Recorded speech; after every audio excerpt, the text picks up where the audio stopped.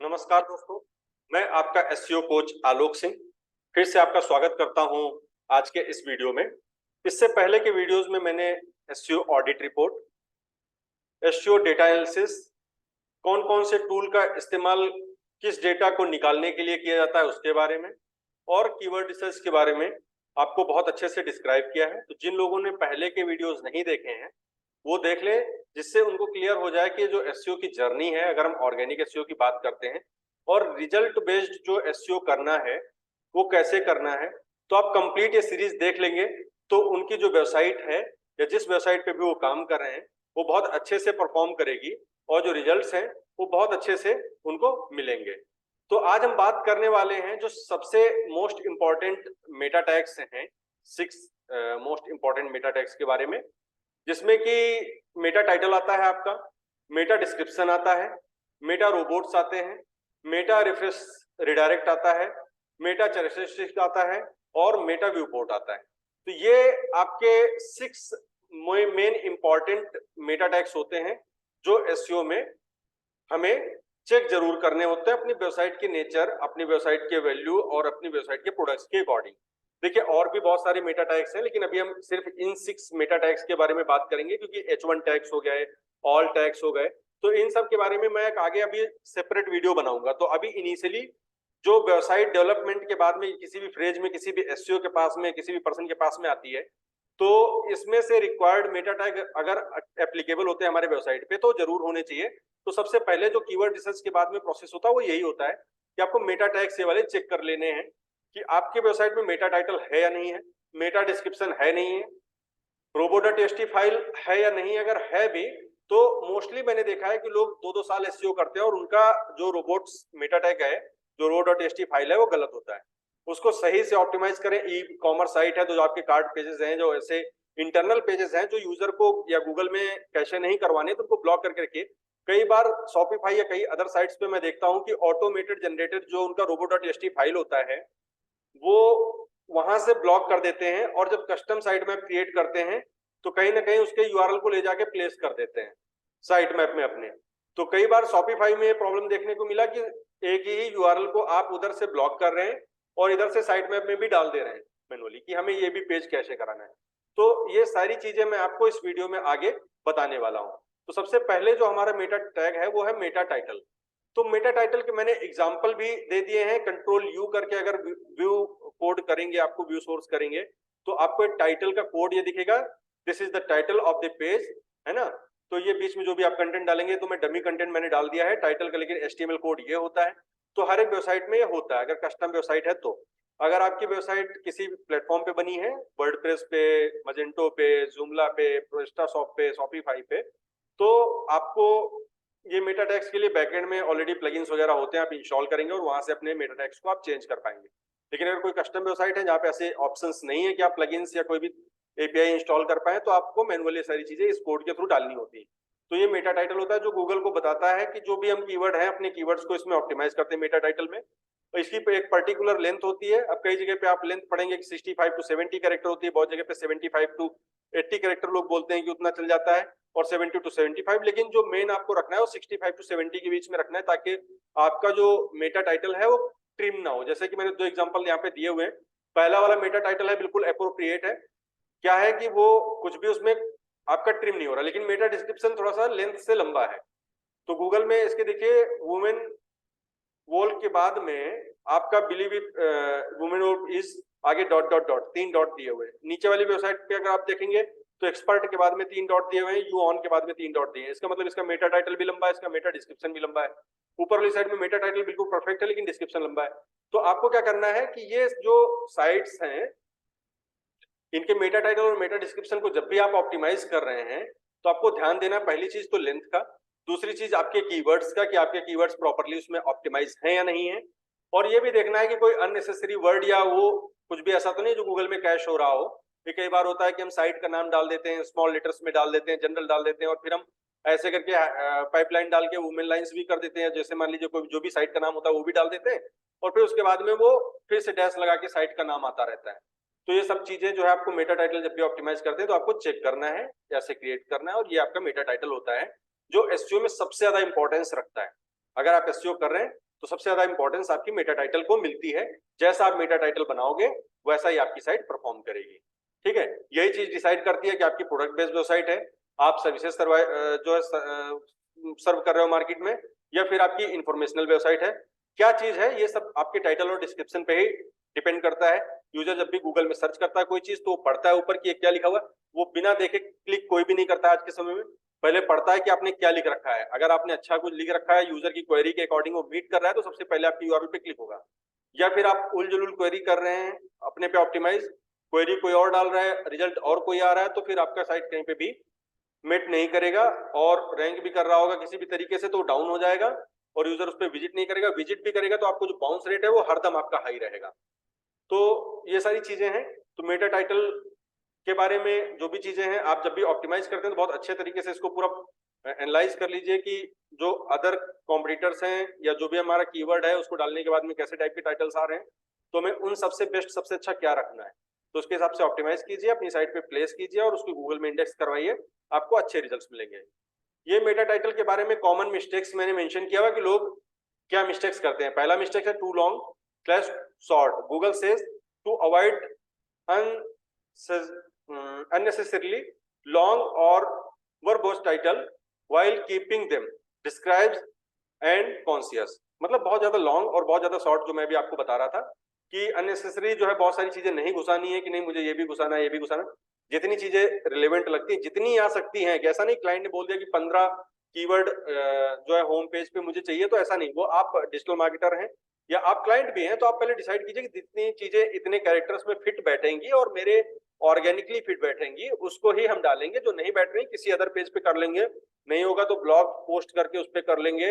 अगर तब भी नहीं लगता कि अपॉर्चुनिटी है तो पर्टिकुलर उस चीज के लिए एक पेज क्रिएट कर लेंगे कोई इंटरनल, जिसपे हमारे वो कीवर्ड को हम टारगेट कर लेंगे। डजंट एग्जिस्ट, कई बार ऐसा होता है कि कोई भी चीज एग्जिस्ट नहीं करी होती और आप उस चीज को मेंशन कर रहे होते टाइटल में, तब भी आपको प्रॉब्लम करता है। मल्टीपल टाइटल टैग, कई बार ऐसा होता है कि वेबसाइट से भी एक टाइटल टैग कैश हो रहा होता है, कॉल हो रहा होता है साइट पे, और आप जो है एक प्लगइन लगा देते हो उसके थ्रू भी आता है तो क्लैश करता है। कभी आपका वेबसाइट वाला उठाता है, कभी आपका प्लगइन वाला उठाता है, तो वो चीजें भी चेक करके रखनी है। Duplicate title across multiple pages, मतलब कई लोग क्या करते हैं कि पूरी कैटेगरी है तो ठीक है, जितने भी पेजेस उस कैटेगरी में आ रहे हैं तो उस पर सब जैसे एक ही टाइप के मेटा टाइटल बना देते हैं, ये लगभग सिमिलर बना देते हैं। तो ऐसा नहीं करना है, आपको हर एक पेज के लिए प्रॉपरली मेटा टाइटल ऑप्टिमाइज करना है, कीवर्ड्स के अकॉर्डिंग रखने हैं, अच्छे से ऑप्टिमाइज करके उसको डिफरेंट डिफरेंट मेटा टाइटल्स को वहां पे प्लेस करना है। तो ये कॉमन मिस्टेक्स हैं। मेटा डिस्क्रिप्शन का मैं ऑलरेडी बता चुका हूं कि मेटा टाइटल हो गया जिसमें आपने कीवर्ड्स को अपने मेंशन कर दिया। आप जैसे देखिए ई कॉमर्स साइट है उसके अकॉर्डिंग हो गया, यहाँ पे सर्विसेज प्रोवाइडर है सर्विस प्रोवाइडर का हो गया।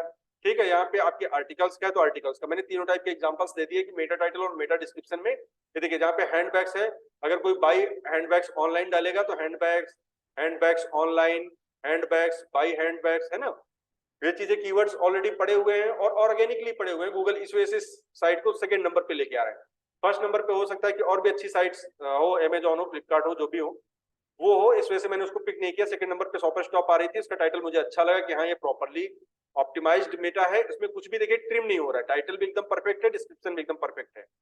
सेकंड साइड में टाइटल लंबा है, डिस्क्रिप्शन आपका परफेक्ट है, लेंथ के अकॉर्डिंग है। लेकिन हाँ एक चीज और आप नोटिस करेंगे, सेकंड साइट में जो मेटा डिस्क्रिप्शन है वो अप्रोप्रिएट नहीं है, गूगल पिक नहीं कर रहा है। तो वो क्या कर रहा है, साइट के कंटेंट से कुछ वर्ड्स को उठा के यहाँ पे प्लेस कर रहा है कि ये चीजें प्रोवाइड करते हैं आपकी क्वेरी के अकॉर्डिंग। जो भी मैंने वहां पे क्वेरी प्लेस की होगी, इमिग्रेशन सर्विसेज ऑस्ट्रेलिया या जो भी चीजें, इमिग्रेशन सेंटर ऑस्ट्रेलिया, तो उसने इसके अकॉर्डिंग जो है ये डिस्क्रिप्शन पे लाके कंटेंट्स को प्लेस कर दिया कि ये साइट पे अच्छा रीच है, अच्छी चीजें हैं, आप इसको देखिए। इस पे जो है मेटा डिस्क्रिप्शन तो उल्टा सीधा पड़ा होगा तो पिक नहीं कर रहा है, तो इस वजह से उसने इंटरनल कंटेंट्स को उठा के यहाँ पे प्लेस कर दिया। और थर्ड वाला जो है उसमें मैंने आपको दिखाया कि टाइटल ठीक है, मेटा डिस्क्रिप्शन भी अप्रोप्रिएट है, पिक कर रहा है, लेकिन उसका जो डिस्क्रिप्शन है वो लंबा है तो ट्रिम हो रहा है। अब देख लेते हैं इसकी भी जो Meta description, perfect Meta description create करना है वो कैसे आप क्रिएट करें। Right a unique description for each pages, आपको हर एक पेज के बारे में यूनिक डिस्क्रिप्शन क्रिएट करना है। Try to summarise content accurately, अपने जो कंटेंट है वेबसाइट के अंदर में, जो पेज के अंदर में, उसको प्रॉपरली समराइज कीजिए मेटा डिस्क्रिप्शन में। अवॉइड जेनरिक डिस्क्रिप्शन, बिल्कुल जनरल जो है डिस्क्रिप्शन डालना छोड़ दीजिए, उसको बिल्कुल सिंपल मत कीजिए, अट्रैक्टिव कीजिए ताकि लोग पढ़ के कॉल टू एक्शन टाइप का लगे और सीधा क्लिक कर दें लिंक पे। यूज सेंटेंस के सेंटेंस टाइप में पूरा बनाइए। क्रिएट समथिंग क्लिक वर्दी, नॉट क्लिक बेट, मतलब ऐसा मत बनाइए कि आपने लिख दिया कि ध्यान से देखिए और उसमें देखने लायक कुछ ना हो। उसमें आप जो बनाइए वो ऐसा बनाइए जो आपके कंटेंट के अकॉर्डिंग हो, यूजर जब विजिट करे तो आपका जो डिस्क्रिप्शन है और आपकी जो साइट है उसके अकॉर्डिंग मैच करे, बिल्कुल मैच करता हुआ होना चाहिए। ऐसा नहीं कि हमारी साइट पे कंटेंट हमारा बिल्कुल डल है और हम वहां पे एकदम रेड और ग्रीन और येलो लगा के डिस्क्रिप्शन कर रहे हैं उस टाइप का, मतलब मैं कलर्स का एग्जांपल दे रहा हूँ कि मैं एकदम पूरा कलरफुल कर दिया हूँ कि और विजिट कर रहा है तो कस्टमर को जो भी वो पढ़ रहा है डिस्क्रिप्शन उसको तो लग रहा है कि मेरे एक्सपेक्टेशंस के अकॉर्डिंग चीजें हैं, और जैसे ही विजिट करेगा एक्सपेक्टेशंस के अकॉर्डिंग नहीं होगी वो तुरंत वापस चला जाएगा और आपका जो एवरेज सेशन टाइम है वो डाउन होगा, बाउंस रेट डाउन होगा और आपकी साइट ऑटोमेटिकली डाउन हो जाएगी। मैच सर्च इंटेंट, जब भी मेटा डिस्क्रिप्शन बनाते हैं तो पहले सर्च रिजल्ट्स में देख लीजिए कि अदर जो कॉम्पिटिटर्स हैं उस कीवर्ड से कैसे टाइप के उन्होंने बना रखे हैं, तो अपने जो सर्च इंटेंट है उनको भी उसी हिसाब से मैच कराइए कि उस क्वेरी के अकॉर्डिंग जो है वो प्रॉपर्ली मैच करता हुआ हो। Include your target keyword where it make sense, आप अपने कीवर्ड को टारगेट कीजिए लेकिन ऐसे मत टारगेट कीजिए कि जबरदस्ती घुसा दीजिए। आप ऐसा डिस्क्रिप्शन बनाइए कि जिसमें बीच में आपके कीवर्ड्स आ रहे हो और प्रॉपर्ली जो है प्लेस भी हो जाए, जैसे भी हमने जो एग्जांपल दिखाया उसमें ऐसे था कि कीवर्ड्स भी हमारे पड़े हुए हैं और प्रॉपर्ली उसका सेंस भी बन रहा है। और इसको आप 160 कैरेक्टर के अंदर ही रखिए, इसके ऊपर मत ले जाइए, 160 कैरेक्टर के अंदर रखेंगे तो आपका मेटा डिस्क्रिप्शन प्रॉपर्ली विजिबल होगा, कोई दिक्कत नहीं आएगी। फिर उसके बाद है मेटा रोबोट्स। मेटा रोबोट्स जो होते हैं, मैंने आपको रोबोट.txt की फाइल के बारे में बताया। Meta robots tag that tells engineers if and how they should crawl your web pages. तो बहुत सारी साइट्स ऐसी होती हैं जिसमें मेटा का जो आपका मेटा रोबोट्स है, तो मेटा रोबोट्स के कोड्स पड़े होते हैं, लेकिन वो कोड्स का प्रॉब्लम ये होता है कि वो वहां से ब्लॉक्ड होते हैं या फिर और कोई प्रॉब्लम होती है, तो आपकी जो वेबसाइट है प्रॉपर्ली वो इंडेक्स नहीं होती, कैशे नहीं होती गूगल में और आपको प्रॉपर्ली रिजल्ट्स नहीं मिलते हैं। तो मेटा रोबोट्स फाइल मैंने पहले तो बता दिया कि रोबोट.txt फाइल होती है, उसको आपको प्रॉपर्ली करना है। यूजर एजेंट अगर आपको सारे पेज अलाउ करने तो अलाउ कर दीजिए, कुछ ब्लॉक करने जैसे इसमें मैंने वर्डप्रेस की साइट है तो एग्जांपल में आपको दिखा दिया योस्ट में बैकएंड में। तो मेटा रोबोट्स का कोड ये होता है, इंडेक्स और फॉलो होना चाहिए जो आपके कोड में पड़ा होता है।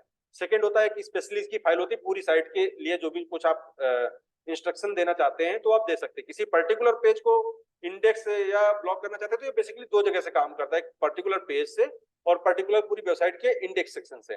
जहां पे आपकी रूट फाइल पड़ी होती है रोबोट.txt, वहां से आप पूरी सब वेबसाइट को मैनेज कर सकते हैं, कौन सा पेज आपको कॉल करवाना है, कौन सा पेज नहीं कॉल करवाना है। और अगर वर्डप्रेस की साइट है तो उसमें मैंने स्क्रीनशॉट भी लगा दिया कि देखिए कई चीजें होती हैं कि आप सर्वर का सीधा से लॉगिन कर लीजिए, उस पे रूट में जाइए, रोबोट.txt फाइल को एडिट कीजिए और चेंजेस कर दीजिए। दूसरा तरीका होता है कि योस्ट में जाइए, सेटिंग्स में जाइए और योस्ट की सेटिंग्स में जाने के बाद में वहां पे टूल्स का ऑप्शन आएगा, टूल्स पे जाइए और फाइल एडिटर पे क्लिक कीजिए, रोबोट.txt फाइल को एडिट करने का ऑप्शन आ जाएगा और वहां पे ऐसा बॉक्स खुल जाएगा। आप यहाँ पे जो भी डाल के सेव कराएंगे आपकी रोबोट.txt फाइल वहां पे अपडेट हो जाएगी। तो प्रॉपर्ली आपको रोबोट्स फाइल को आप यहाँ से एडिट कर सकते हैं। इसके मैंने एग्जांपल दिए कि कैसे है। अगर देखिए कोई भी साइट आपकी रोबोट.txt से ब्लॉक होगी तो मैंने यहाँ पे लिखा दिया है कि आपकी साइट पे अगर ऐसा कुछ मैसेज आता है, no information is available for this page, तो इसका मतलब है कि रोबोट.txt फाइल से आपकी साइट को डिसअलाउ किया हुआ है, अभी ये जो है आपकी साइट विजिबल नहीं है गूगल में, तो ये आपको एरर आएगा। उसके बाद में सर्च कंसोल में भी इस टाइप का एरर आपको देखने को एरर मिल जाएगा, ब्लॉक्ड बाय रोबोट.txt। तो अगर ऐसा कुछ मैसेज आ रहा है तो अपनी जो रोबोट्स फाइल और पेज कोड्स हैं उनको आप चेक कीजिए, उनको अलाउ कीजिए, जैसे अलाउ करेंगे आपकी साइट जो है प्रॉपर्ली गूगल में कैश होने लगेगी। अब मेटा व्यू पोर्ट की बात करते हैं। तो कई सारी साइट्स को आप जब एसईओ एनालिसिस करोगे तो जैसे मैंने पहले बताया, आपका एसईओ क्वेक एक्सटेंशन हो या आपका सर्च कंसोल हो, दोनों ही आपको बता देते हैं कि आपकी साइट का जो व्यू पोर्ट है वो सेटअप नहीं है। Meta tag view port tag set the visible area of web page is used to instruct the browser how to render the page on different screen size। तो ये mobile, tablet या desktop किस screen पे किस type से उस page को represent करना है, कैसे रेंडर करना है, उसके बारे में एग्जैक्टली होता है। व्यू पोर्ट का मतलब होता है कि जब भी कोई वेबसाइट आपके सामने आप डोमेन डाल रहे हैं ओपन हो जाए तो ये जो पूरा एरिया आपकी स्क्रीन पे जो फर्स्ट टाइम आता है इसको हम व्यू पोर्ट बोलते हैं। तो ये जो व्यू पोर्ट एरिया है, व्यू पोर्ट एरिया में आपका जो भी कंटेंट दिख रहा है, इमेजेस दिख रही हैं, बैनर दिख रहे हैं, तो प्रॉपर्ली सेट है या नहीं है। ऐसा ना हो कि आपने लैपटॉप की डिवाइस पे, आपका डेवलपर काम कर रहा है तो लैपटॉप की डिवाइस पे उसने फिक्स कर दिया है और जब आप उसको किसी टैब की डिवाइस में या कोई छोटी डिवाइस में ओपन कर रहे हैं तो वहां पे इतने गंदे तरीके से वो दिख रहा है कि मतलब जो है पूरा बैनर बड़ा सा आ जा रहा है, कुछ दिख ही नहीं रहा कि कंटेंट इसमें कहाँ पे और कैसे क्या है।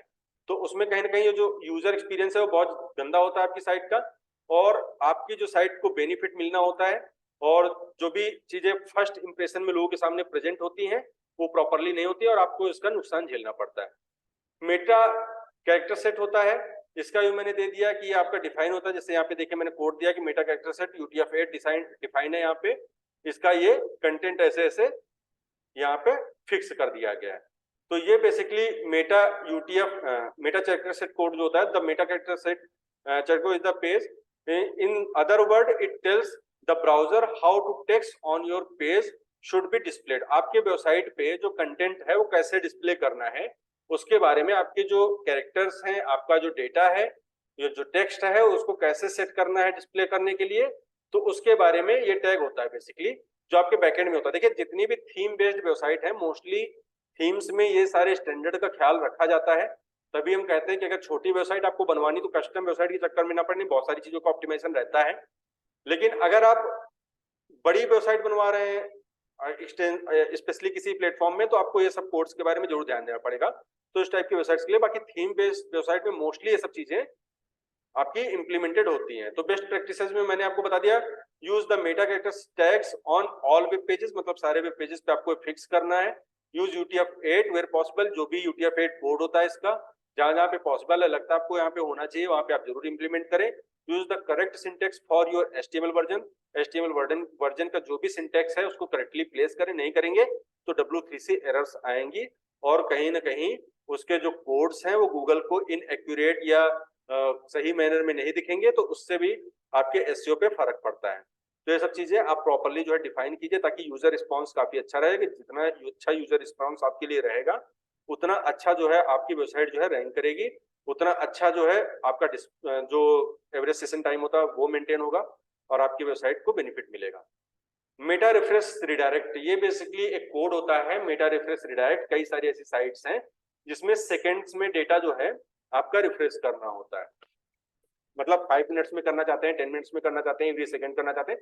जैसे कई बार ऐसी साइट्स हैं जैसे शेयर मार्केट की साइट्स हो गई, या आपकी SEO जो आपका क्रिकेट्स की वेबसाइट हो गई, गेम्स की वेबसाइट हो गई, तो उन वेबसाइट्स पे ये मेटा रिफ्रेश रिडायरेक्ट टैग का इंप्लीमेंटेशन किया जाता है ताकि आपकी जो वेबसाइट है वो हर एक सेकंड, हर एक मिनट, हर एक मिली सेकंड में जो भी पर्टिकुलर टाइम में आपकी वेबसाइट अपडेट होती है, मतलब ये इस वजह से किया जाता है क्योंकि हो सकता है कि यूजर पेज को ओपन करे और पढ़ रहा है, आपका कंटेंट बैकएंड से अपडेट हो गया 10 सेकंड्स के बाद में और यूजर वही पुराना वाला पढ़ रहा है और उसने देखा कि ये चीज है और उसको नहीं पता कि क्या इस पे अपडेट हो गया, तो वो अपडेट नहीं आएगा। तो इस वजह से ये टैग लगा दिया जाता है। जैसे आप देखते होंगे कि अगर जो क्रिकेट स्कोर की वेबसाइट्स होती है वो थोड़े थोड़े टाइम में रिफ्लेक्ट करती हैं, फ्लक्चुएट होती हैं, ऐसा लगेगा आपको हल्का सा कुछ फ्लक्चुएशन हुआ उसमें, तो मेटा रिफ्रेश रिडायरेक्ट कोड वहां पे लगा होता है, वो रिफ्रेश करती हैं और आपका जो कंटेंट है वो विद इन सेकेंड आपकी साइट पे जो बैकएंड पे आपके सर्वर पे अपडेट होता जाता है वो यहाँ पे आता जाएगा, आपके सर्वर से कनेक्शन यहाँ पे बना रहेगा और वो तुरंत यूजर अगर पढ़ भी रहा है तब भी वो रिफ्रेश होता रहेगा उसी प्लेस पे। तो ये बेसिकली कोड इसी वजह से ये क्यों इंपॉर्टेंट है और इसको मतलब जो है क्या रीजन है इंप्लीमेंट करने के, वो मैंने आपको जो है बता दिए हैं यहाँ पे। अब इसके बाद में हम बात करते हैं कि ये जो मेटा रिफ्रेश रिडायरेक्ट कोड है, ये इसका जो सपोर्ट करने या ब्राउजर का जो हमें इंप्लीमेंट करने का जो कुछ रीजन है वो मैंने यहाँ पे दे दिया है। तो आप इन चीजों को देख लीजिए, काफी डिटेल्ड इसका जो वीडियो है मैं एक बार बना दूंगा ताकि जो लोग शेयर मार्केट की साइट में, क्रिकेट से रिलेटेड वेबसाइट में इन सब चीजों पे काम कर रहे हैं तो इनको इसके बारे में प्रॉपरली जो है पूरी जानकारी मिल जाए और अच्छे से उसका SEO का और जो कंटेंट का मैनेजमेंट सिस्टम है उसको वो ऑपरेट करें और अच्छे रिजल्ट्स गेन करें। तो दोस्तों नेक्स्ट वीडियो में आप हमारे साथ बने रहिएगा और बहुत ही जल्दी मैं आपके लिए एक नया वीडियो लेके आने वाला हूं जिसमें आपको आगे इम्प्लीमेंटेशंस के बारे में मैं बताने वाला हूं कि SEO में क्या क्या इम्प्लीमेंटेशंस हैं जो आपको वेबसाइट का जो मेटा टाइटल, मेटा डिस्क्रिप्शन है, जो अदर एक्टिविटीज है उससे सबसे पहले स्टार्ट करना है। तो वो एक्टिविटीज के बारे में एक प्रैक्टिकल वीडियो मैं लेके आने वाला हूँ जो मैं वर्डप्रेस के प्लेटफॉर्म पे लाइव करके आपको नेक्स्ट वीडियो में दिखाऊंगा।